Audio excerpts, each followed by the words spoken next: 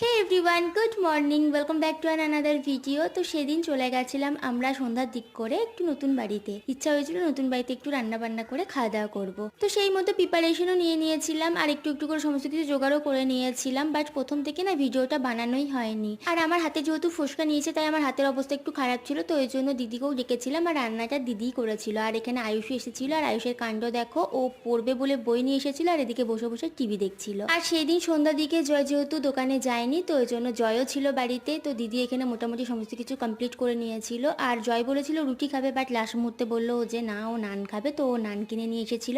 ও তোমাদেরকে তো বলাই হলো না, সেদিন আমাদের চিকেনের একটা নতুন আইটেম বানানো হয়েছিল, চিকেন পাটিয়ালা। তো খেতে ভীষণ সুন্দর হয়েছিল। 11টা 11:30টার দিক করে আমরা সকলে মিলে খেতে বসে গেছিলাম, তারপর খাওয়া দাওয়া করে বাড়িও চলে গেছিলাম, যেহেতু আমরা এখনো নতুন বাড়িতে রাত্রে থাকিনি। তো যাই হোক, তোমাদের ভিডিওটা কেমন লাগলো অবশ্যই কমেন্টে জানিও। ভালো লাগলে একটা লাইক করে দিও। দেখা হচ্ছে তোমাদের সাথে নেক্সট ভিডিওতে। বাই।